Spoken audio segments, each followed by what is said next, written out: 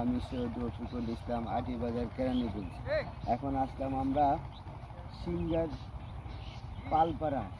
পালপাড়া 108 শতাংশ জায়গা। এই যে জায়গাটা দেখেন, 8 শতাংশ জায়গা, 108 শতাংশ জায়গা।